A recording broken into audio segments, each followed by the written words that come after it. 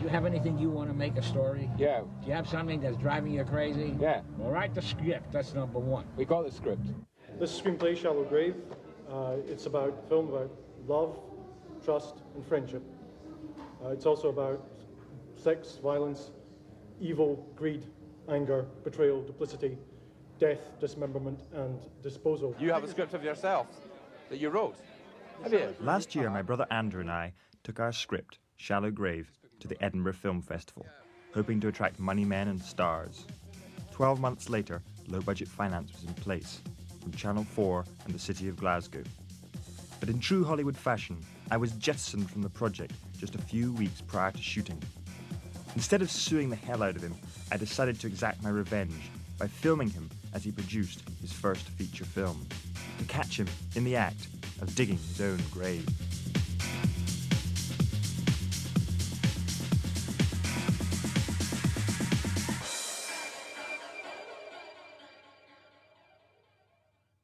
Set in Edinburgh, but we're making most of it in Glasgow because the City of Glasgow gave us some money.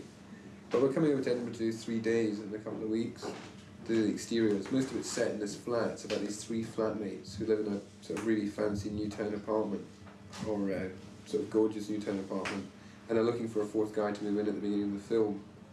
The 4th guy moves in, well, he tops himself before they have a choice. And he leaves behind this pile of money. Then they have to, do they or don't they? And of course they do.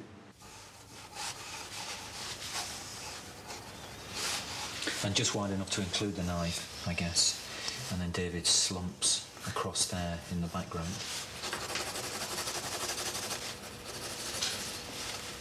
What you could do is not reveal her. Is actually stick it through is that it comes out through the neck. You see the look on his face. And then you see it, you sense the person behind, pull it out. And on that shot, he falls to the floor as well. So it would be at least a 2-shot of David kneeling and she behind him. Can you tell me a bit about your character? Well, I don't really know at the moment. I kept saying to Danny, she's underwritten, she's underwritten. And he'd just say, no, she's mysterious. I think that works quite well for the first one with you. Then what do we do for the dinner? Do we put more on? Well, there's going to be quite a different... we could do it more with the hair. The hair's slightly more... Yeah. What we could do is drying at the roots there and give you a wee bit more of a styled hair. And then you've got the glasses on. Yeah. So that'll give you a different look. Shooting starts in, what did they say, -5 days. Monday the 27th, we're now Wednesday. Mega panic this morning was that we almost didn't get Kerry's work permit. Not that she knew that, but Equity, the actual actors' union, knocked it back and said she couldn't have it because there were too many, Australasian actresses. I think they meant neighbour stars. The set is grown to absolute mega proportions, a bit of megalomania there, so that's costing a lot more money to light and prop. Location managers had to leave because he's ill, and so that's a replacement just 4 days before we start shooting. We haven't quite got all the cast, we haven't quite got all the locations. I'd be glad when they start, that's for sure. Hello? I think that's good.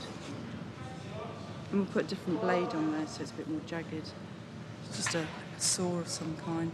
For sawing through the bones? Yeah, we've got lots of different saws. It's just whether they'd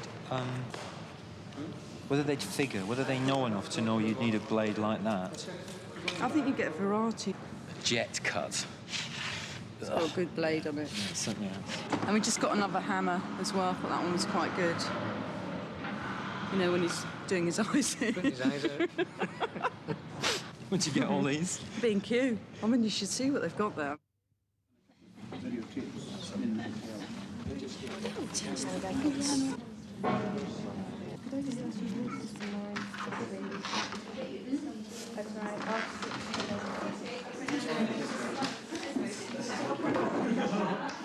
Right, what can I tell you? We start filming in a fortnight's time, the 27th of September, for 6 weeks. And we're basically just looking for lots of people for lots of different kinds of scenes. A lot of it's hanging around, that's the truth of it. So it's quite long days. It's the same as well out there. Worse. That's just to give you a taste of what it's like. Do you do any Scottish country dancing? Can you do Strip the Willow? Yes, I can do You can do Strip the Willow. Have you done this before? Yeah, we're in the big one. Begin. I think it'll be interesting. It'll be something different. Something I've not done before. It was the Minister and Taggart at a cremation service. That was a few years ago. I just want to enjoy it and something to do. I don't work and I'm free, so I thought, why not? And it's massive, absolutely massive. Bit of megalomania here, I'm afraid. But this is... So that's Juliet's room, David's room, Alex's room. Oh, he gets the biggest room? He gets the biggest room, just because there's a lot less action. I like it.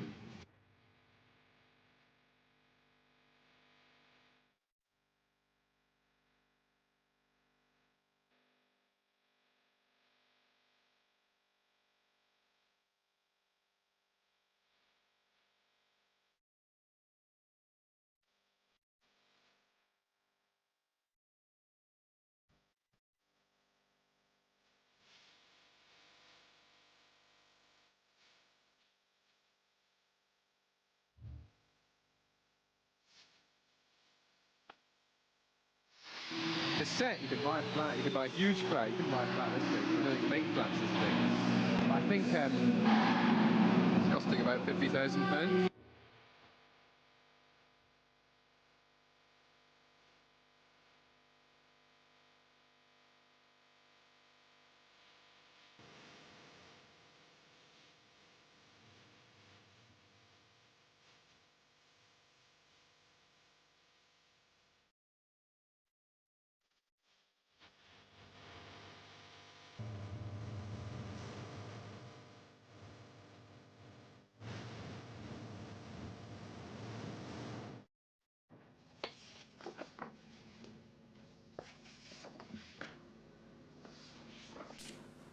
Looks pretty good. We've got a serious financial problem. What was ordered was 64 rolls of 1,000 foot, yes, right? And 18 boxes of 400 foot, not 18 rolls of 400 foot, which basically means that we're way, way under. And that's obviously why there was such a difference in, do you know, yesterday afternoon? In the stock saving. Right. So what's the real cost? Right, what I've done is, well, it's going to be quite a lot, to put it mildly. I mean, it's all our faults, I think. Oh, yeah. Everybody should have noticed that. We all looked at that, and even then, because when I budgeted it, I knew it was very tight then because I tried to keep up the 20% off already with the Channel 4 discount, and I knew it was going to be, and then I just thought this was good news. Do you know why it is? It's because it's been a historic figure. It's gone right through several cost statements, and it's gone through all that fall. And going through it, we just passed the cost over, that cost over. So at the end of the day,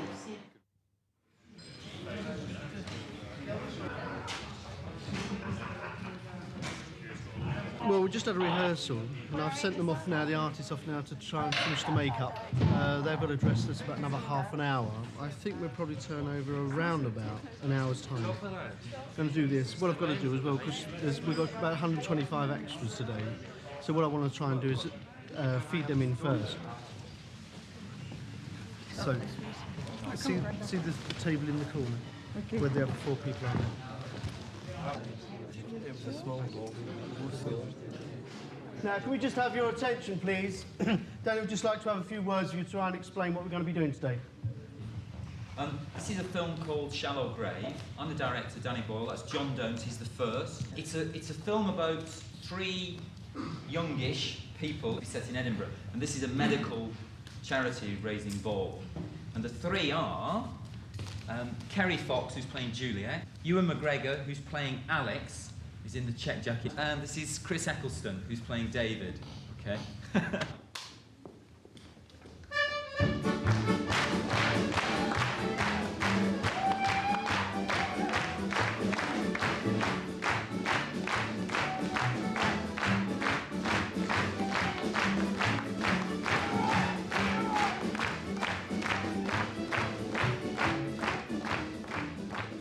Frustrating is it though for a filmmaker to actually have to go around and get the money before you actually get round to making the film?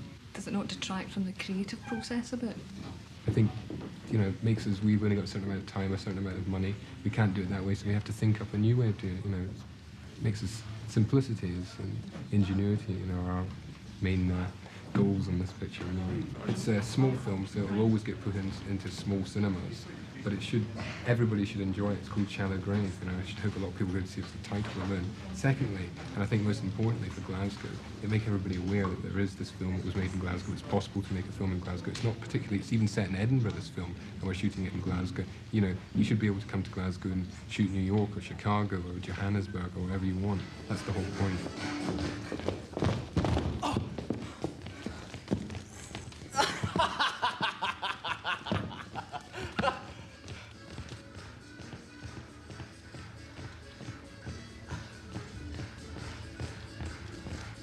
Done it. Finished that first day. Yeah, very good. Was it good? Yeah, it was. Yeah, fine. Yeah, if you can come back and have a quick word about this ending. Yes, we'll do. That'd be good. The ending. Yeah. The ending. I think what we have to think is really what we want to say. I mean, I just mentioned it to John. Yeah. He wasn't so upset with the crying. He was upset because I mentioned the crying, and maybe I should never do this with Channel 4, but I was completely honest. I said, "What do you think, Jack?" And he said yes, but I definitely think she should have the voiceover at the end. It's the only time that John got quite angry about that. But I also think that the crying, it's all like if we were making a $40 million movie and you wanted people to go home a little bit happy, then you might have the crying and the ending. I mean, I said to them, you know, that I am at the moment a bit conciliatory, so I said, we'll record an ending of Kerry. Yeah. And play it, and who knows, maybe it will work. I don't want that getting out to that's all. Oh, right, of course. I want to be... Have you told anybody else? No, I haven't told anybody else. Good. Because I'm not... And we would do it separately because it would be very upsetting to her, I think. Right.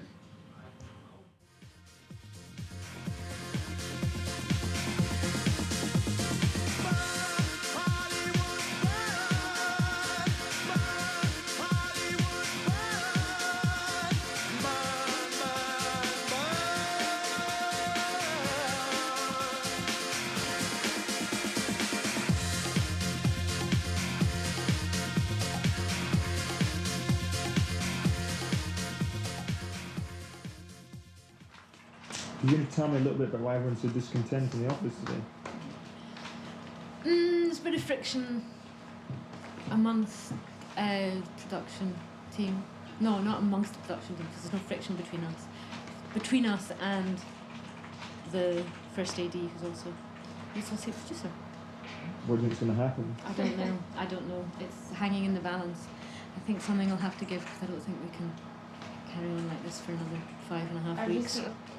Whether people will be sacked because it'll actually solve the problem, or whether they'll be sacked as scapegoats, I don't know.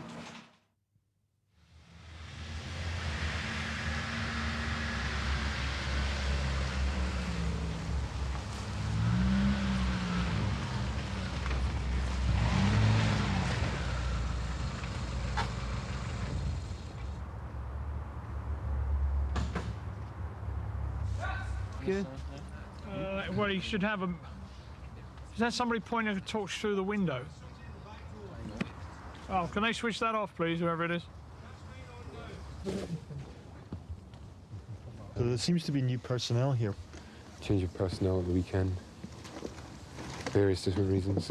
Compatibility. Things like that. It happens. This is the burying of the body. This is sawing off the hands, the feet, knocking out the teeth. Action!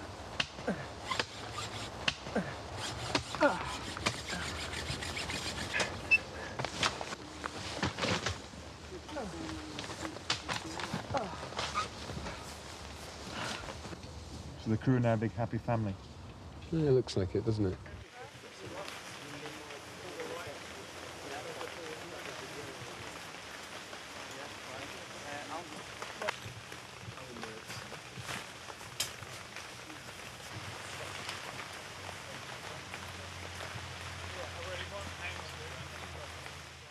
I haven't been to see a film in months, Chris. It's death.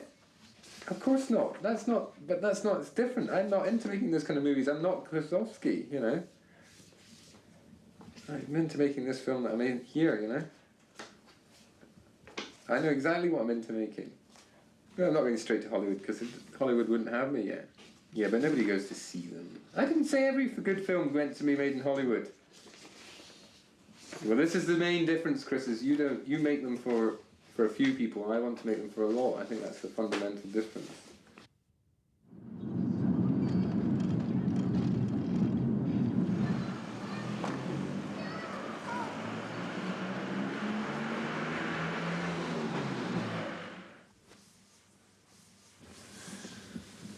Oh. That door looks spot on.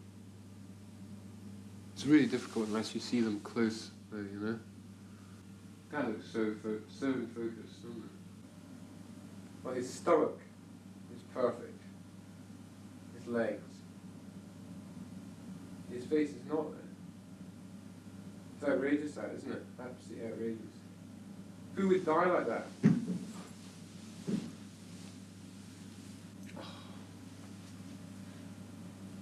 I must say, in that way, I feel like redoing it.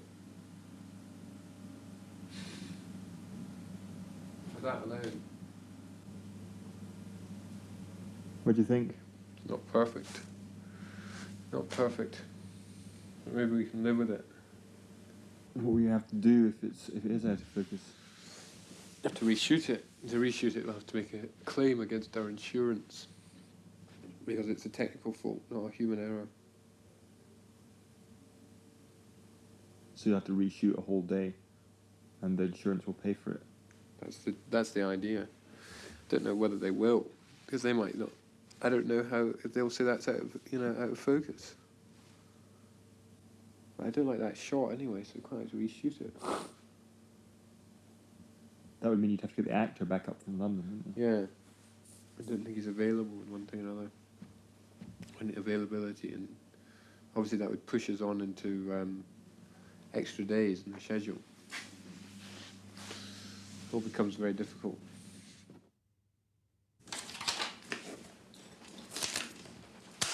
This is the one you're going to open for us. Oh, there's a bit of film. There's a little bit of waste film there. Not a lot, that's about 25 to 30 feet there. I get this a little clean out very quickly. And we got that. On that side. I don't really know, to be honest, how much we're off schedule. But we're working, extended days a lot, and we're working this Saturday to try and catch up. And at the moment, my calculations are that we've got 8 1,000-foot rolls left and 7 400s. I just wanted to check with you, because if you think there's a possibility of us going over that, then I should be ordering from the stocks. Well, I should be ordering from whoever today. I think you should check at lunchtime and then at tea time. Yeah, because they'd already, by about 9:15, they'd already shot about 1,200 foot. Yeah, they're doing a very long tape. Yeah. Okay. Yeah, I mean, presumably there's some cost even if we order it. Even if we order 3,000, 4,000 feet, there's some cost if we don't use it. How are you feeling? I'm feeling fine in terms of health.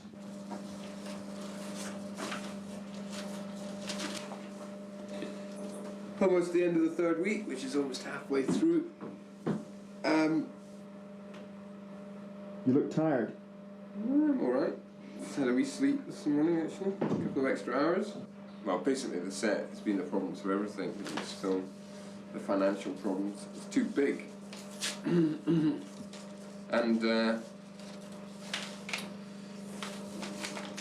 now the floor, I mean, it's absolutely huge. Now the floor squeaks and everything else. Channel 4 going to come up and see you at all? Yeah, they're coming next week. David Hawkins coming next week. Have they seen any rushes so far? Yep, we're very happy. That's enough of this, I just can't be bothered. These are silly questions.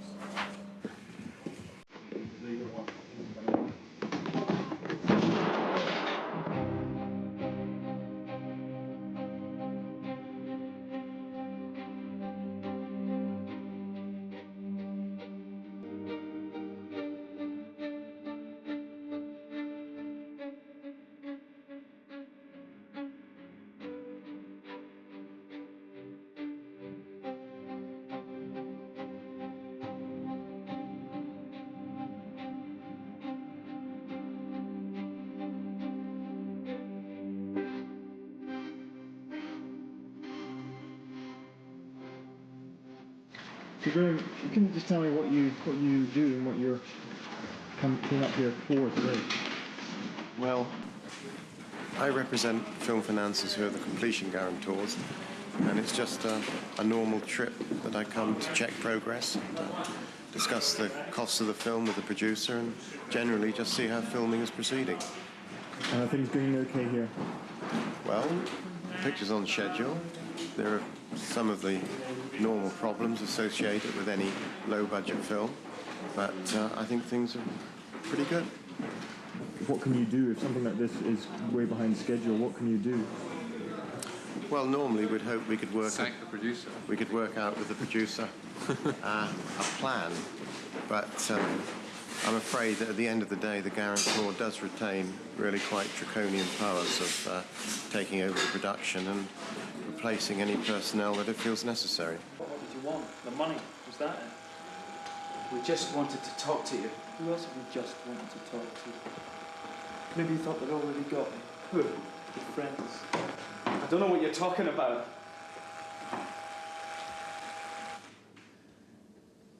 Maybe you don't. I'm talking about the police. Just we, invest some 10,000 in contingency, which isn't really enough to finish the film. So if we don't stay roughly on schedule, then we're in real danger of him, having even more control in post-production. Well, they help and all the rest of it, but they're not going to put up any more cash. That's all right. It'll be all right. It'll be all right. I'm not worried. They've got enough cash to do it.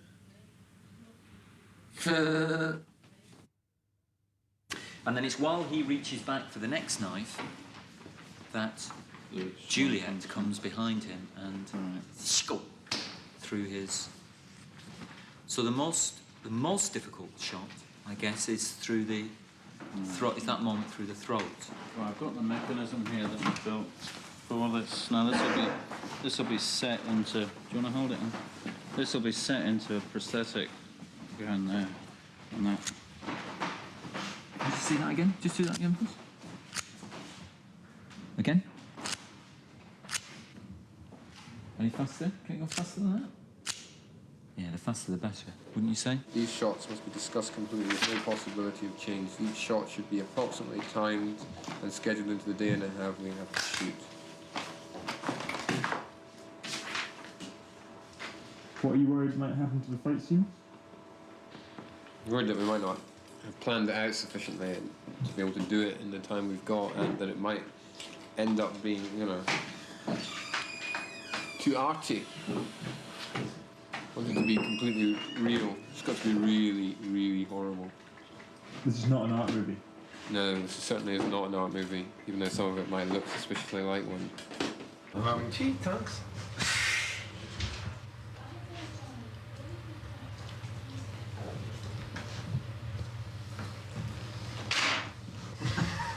Right, nice and slow.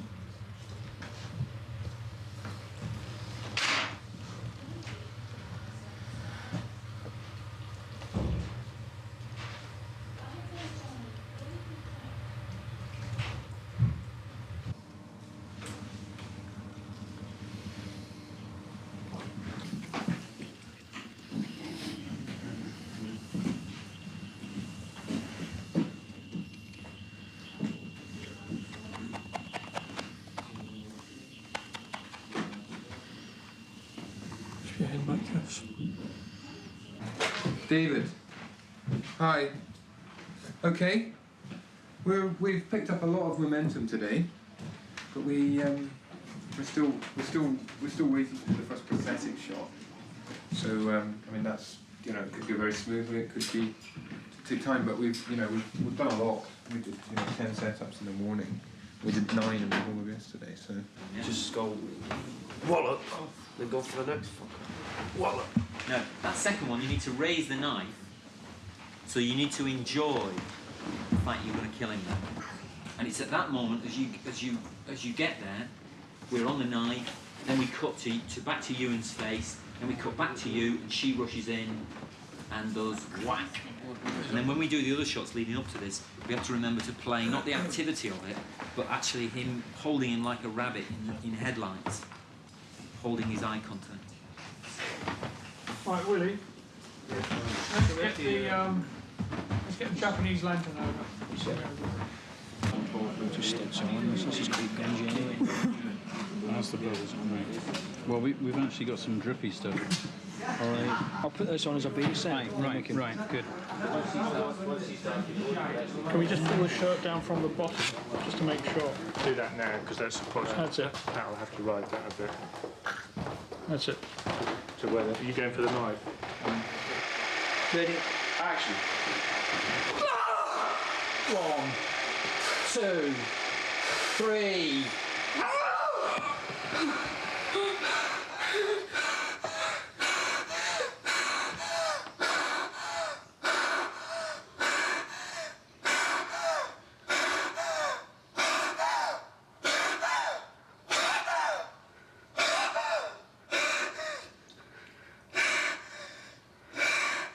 And then Boyle.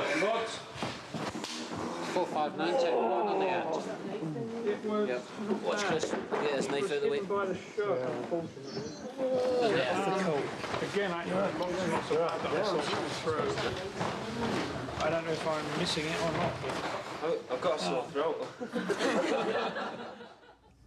So how are you feeling? Liberated? Feeling that, yeah. Feeling like, you know, it's quite a big weight off the shoulders just to know you've got it all there. But a lot still to do. A lot of editing to do. And we've got a very tight editing schedule as well. So the pressure isn't really off. But looking forward to a few days off. You off to Malibu? And then there's been a big fire there. I don't think it's a good idea. We are in Kangaroo Film Festival.